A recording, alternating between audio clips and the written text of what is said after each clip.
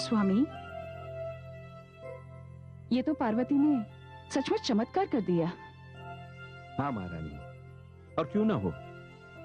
पुत्री पार्वती तो हमारे लिए भगवान शिव का ही वरदान है। हाँ महाराज, वो सचमुच उन्हीं का वरदान है।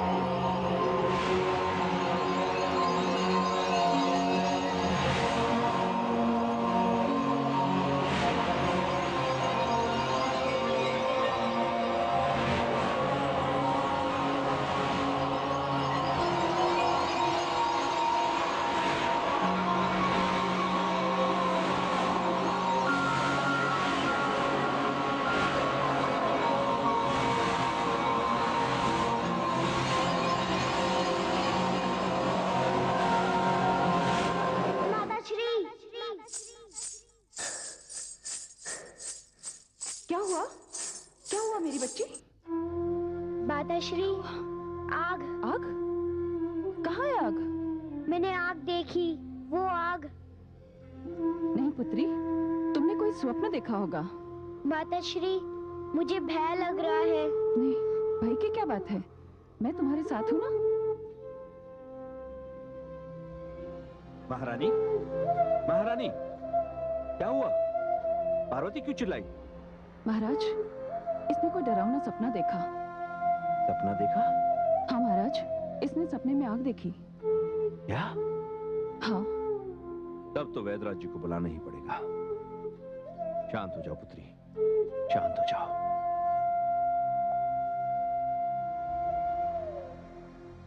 वैदराज जी, हम अपनी पुत्री पार्वती को लेकर बहुत चिंतित हैं। हाँ वैदराज जी। नहीं महाराज, चिंता की कोई बात नहीं है। पुत्री पार्वती बिल्कुल स्वस्थ है। स्वप्न देखकर डर जाना तो साधारण सी बात है। वैसे उसे कोई रोग नहीं है।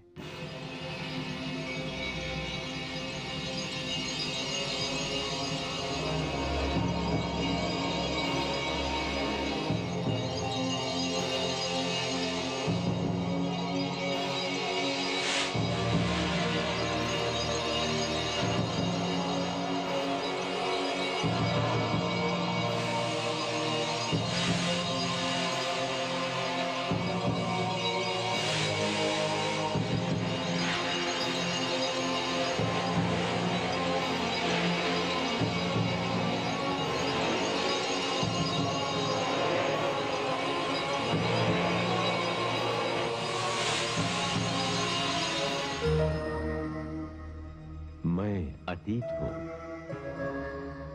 वैद्यराज ने पर्वतराज को बताया कि पार्वती को कोई रोग नहीं।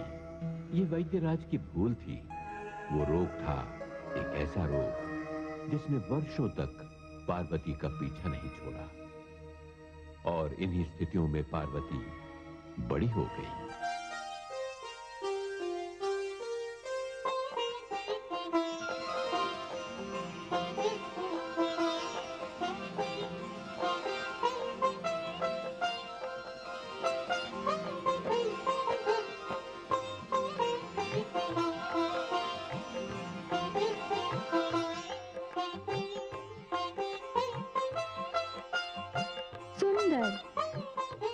अति सुंदर, दिव्य रूपा। इतनी सुंदर दिख रही हूँ, कहीं हमारी नजर न लग जाए।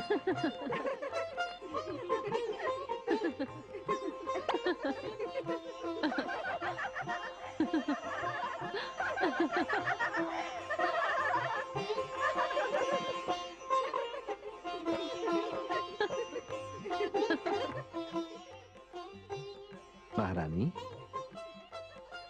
स्वामी, आपको स्मरण होगा जब हम कैलाश गए थे तो हमने भगवान शंकर से ये वरदान मांगा था कि सती जैसी कन्या मेरी कोख से जन्म ले। और उन्होंने कहा था, सती जैसी ही क्यों, सती स्वयं आपकी कोख से जन्म लेगी। आपने सत्य कहा महारानी। भगवान शिव का कथन सत्य हुआ। आज हम धन्य हो गए महारानी, हम धन्य हो गए। साक्षात सती ने हमारे घर में जन्म लिया है। साक्षात सती ने।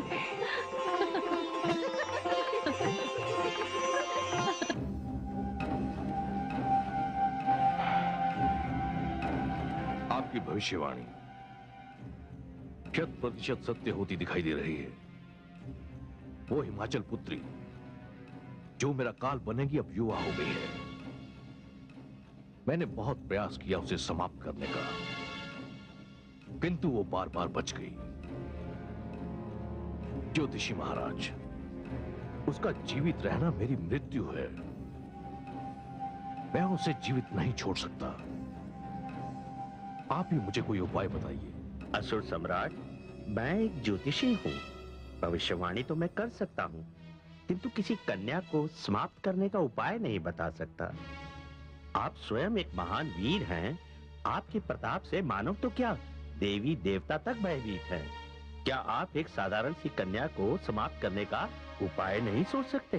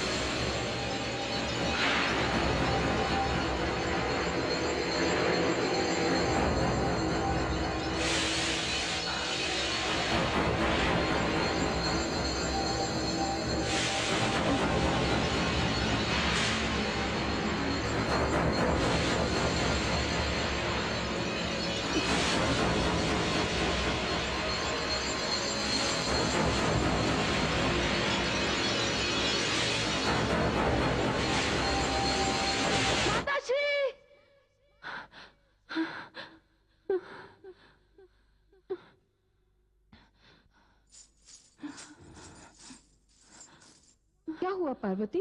क्या हुआ? क्या तुमने फिर वही स्वप्न देखा? हाँ माँ, उन्हें वही स्वप्न मैं देखती हूँ। स्वप्न में एक मेरे ही जैसी कोई है जिसे अग्नि की लपटें चारों ओर से घेर लेती हैं। उसका शरीर जलने लगता है। एक चीत्कार उसके मुंह से निकलती है और बस उसके पश्चात मेरी आंख खुल जाती है। माँ, पार्वती, पुत्री पार्वती, क्या हुआ महारानी? स्वामी, मुझे तो बहुत चिंता हो रही है।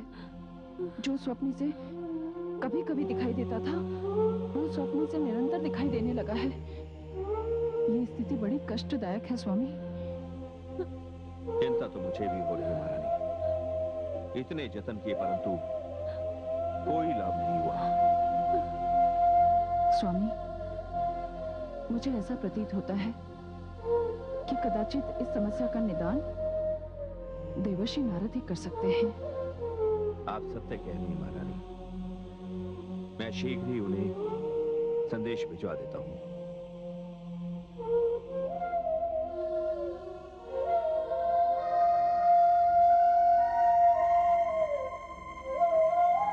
शांत हो जा पुत्री, शांत हो जा।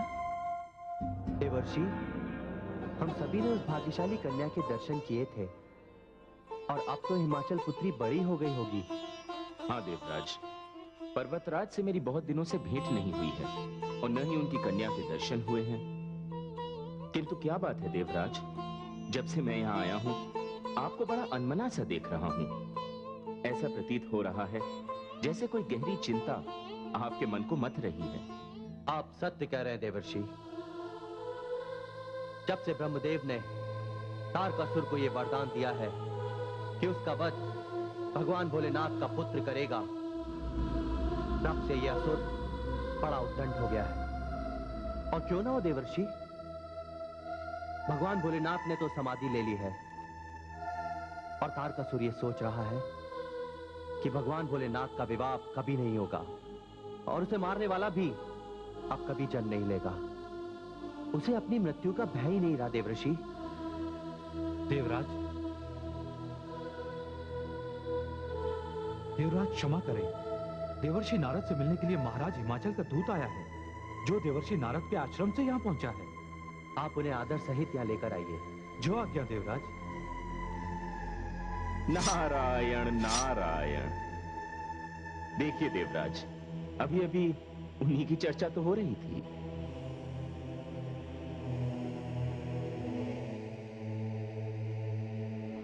देवराज प्रणाम स्वीकार करें। देवर्षि मैं आपके दर्शनों के लिए आपके आश्रम गया था। वहां ज्ञात हुआ कि आप देवराज इंद्र की सभा की शोभा बढ़ा रहे हैं। कहिए क्या बात है? देवर्षि वहां एक विकट समस्या उत्पन्न हो गई है, जिससे महाराज पर्वतराज और महारानी मीना सभी बहुत चिंतित हैं। उन्होंने आपसे शीघ्र वहां पहुंचने का निवेदन किया है। नारायण नारायण। जहां स्वयं देवी भगवती का निवास हो वहां समस्या? देवराज मुझे आज्ञा दें। जैसी आपकी इच्छा देवर्षि। चलिए।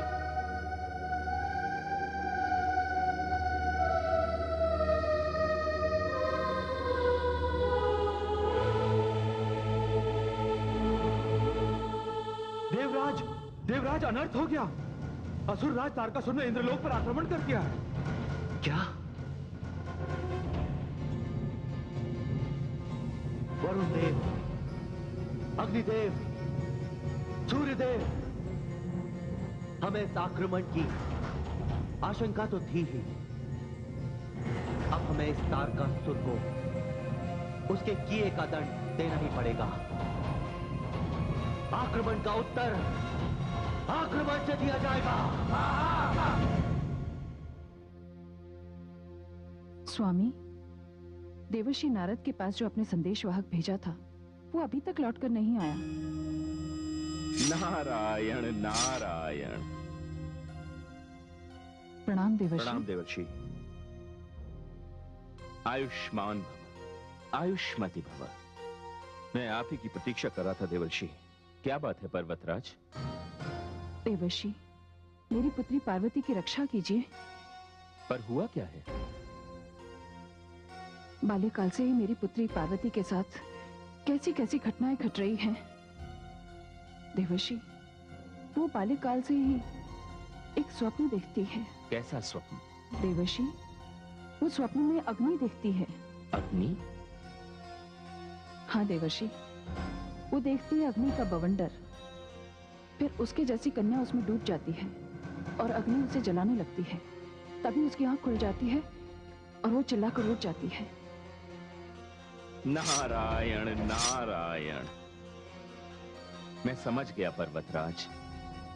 मैं पुत्री पार्वती के स्वप्न का रहस्य समझ गया। हे देवर्षि नारद, पुत्री पार्वती का यह अशुभ स्वप्न किस बात की ओर संकेत करता है? मेरी पुत्री को इस समस्या से मुक्ति दिलाइए देवर्षि। हे देवी, आप जिसे समस्या समझ रही हैं वह समस्या नहीं है। क्या? और यह स्वप्न भी अशुभ नहीं है पर्वतराज। अर्थात ये स्वप्न तो पुत्री पार्वती के इस जन्म को पूर्व जन्म से जोड़ने वाली एक महत्वपूर्ण कड़ी है। मैं कुछ समझा नहीं देवर्षि। मैं समझाता हूं पर्वतराज। जो अग्नि पुत्री पार्वती को स्वप्न में दिखाई दे रही है वह अग्नि नहीं है। अग्नि नहीं? अग्नि नहीं है तो और क्या है देवर्षि? पर्वतराज, वह पार्वती का संकल्प है। एक अपूर्ण यात्रा को इस रूप में पूर्ण करने की दृढ़ इच्छा शक्ति है।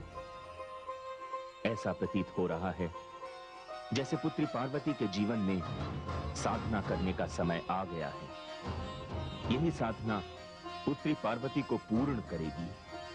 यही साधना उसे पूजनीय बनाएगी। पर्वतराज, यदि आप आज्ञा दें तो मैं पुत्री पार्वती से एकांत में मिलना चाहूंगा। हाँ हाँ, क्यों नहीं देवर्षि। आपको आज्ञा की क्या आवश्यकता है? पुत्री पार्वती अपने कक्ष में है।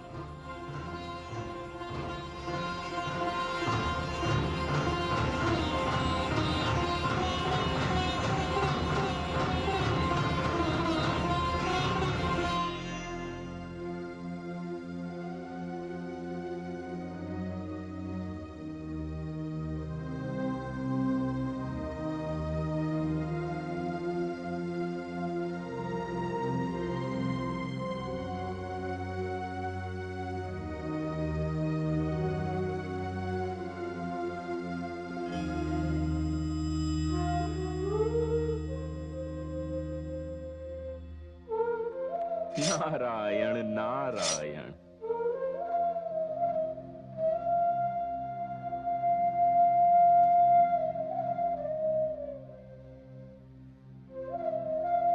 प्रणाम देवर्षि। आयुष्मती भव। पुत्री, पर्वतराज से मुझे ज्ञात हुआ है कि किसी स्वप्न ने तुम्हें चिंता में डाल रखा है। देवर्षि, वो स्वप्न तो बाल्यकाल से मेरे पीछे पीछे चला आ रहा है। बाल्यकाल छूट गया, किंतु इस स्वप्न से मुझे मुक्ति नहीं मिली। देवर्षि, बड़ा ही विचित्र स्वप्न है। नींद में अचानक अग्नि की लपटें प्रकट होती हैं। धीरे धीरे मैं उन लपटों में घिर जाती हूं और भय से मेरी निद्रा टूट जाती है। समस्या वह स्वप्न नहीं है पुत्री। समस्या है उस स्वप्न का अधूरा देखा जाना। तुम्हें वह स्वप्न अपूर्ण दिखाई देता है। तुम्हारी निद्रा टूट जाने के कारण उस स्वप्न का महत्वपूर्ण भाग शेष रह जाता है। मैं आपका तात्पर्य नहीं समझी देवर्षि। मैं समझाता हूं, उधर चलो।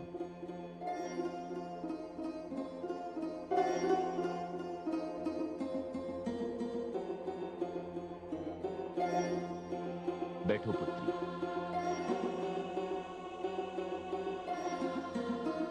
अब अपनी आंखें मूंद लो और उस दृश्य की कल्पना करो जो तुम स्वप्न में देखती हो।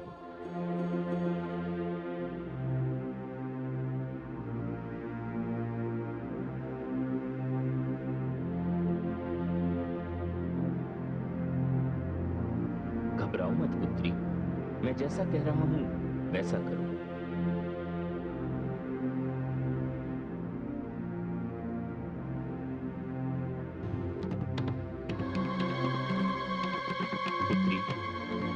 अपने मस्तिष्क को उसी घटना पर केंद्रित करो। अपने ध्यान में उसी घटना को लाओ।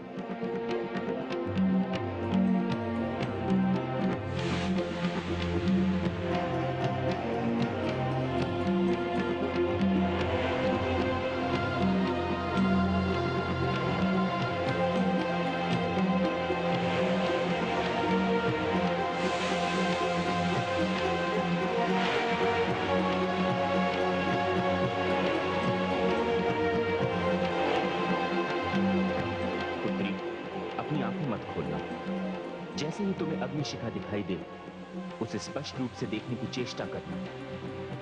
पुत्री, क्या तुम्हें अग्निशिखा के पीछे कोई आकृति दिखाई दे रही है?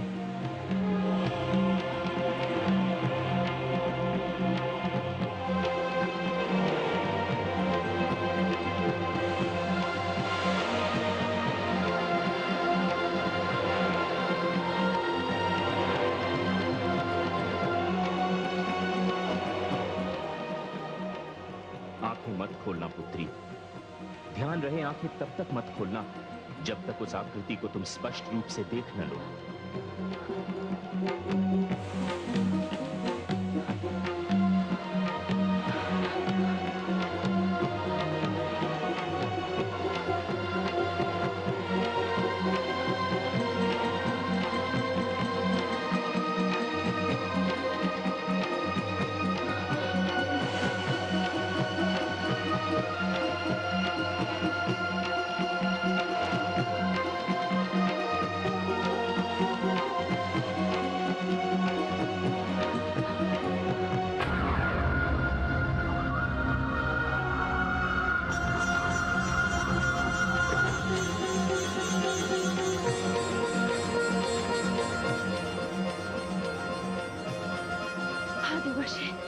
ये तो मेरा आराध्य है, ये तो मेरा आराध्य शिव है, ये तो मेरे आराध्य शिव है देवर्षि।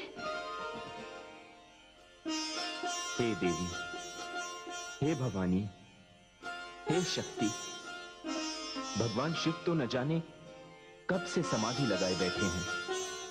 वे जो सारे संसार का मंगल करते थे, अपनी शक्ति से बिछड़कर स्वयं समाधि में लीन हो गए हैं। आपको भगवान शिव को पुनः कैलाश लाना है। देवी, यदि वे आपके आराध्य हैं, तो उन्हें आपकी अर्थात अपनी शक्ति की प्रतीक्षा होगी। आपको मेरे साथ चलना होगा देवी। आपको अपने आराध्य की दशा देखनी होगी और उन्हें पुनः कैलाश लाना होगा। हाँ, मैं चलूंगी देवर्षि, मैं आपके साथ चलूंगी। देवर्षि, जिसका अनुभव मुझे आज हो रहा है, इससे पहले कभी नहीं हुआ देवर्षि। ऐसा क्यों देवर्षि? हे भवानी, हर घटना को अपने काल की प्रतीक्षा करनी पड़ती है। इस संसार में सब कुछ समय के सूत्र से बंधा हुआ है। आपको यथाशीघ्र अपने माता पिता से अनुमति लेकर भगवान शिव के दर्शन के लिए चलना होगा। हमारी अनुमति की क्या आवश्यकता है देवर्षि? भगवान शिव हमारे भी आराध्य देव हैं। जब से देवी सती ने आत्म उत्सर्ग किया है, वे समाधि से बाहर नहीं आए हैं। यदि पुत्री पार्वती के प्रयास से उनकी समाधि भंग होती है, तो ये हम सबके लिए बड़े ही सौभाग्य की बात होगी। नारायण नारायण, आप धन्य हैं पर्वतराज। आपकी धरोहर समझकर मैं पुत्री पार्वती को भगवान शिव के समाधि गृह में ले जाता हूं। जैसी आपकी इच्छा देवर्षि।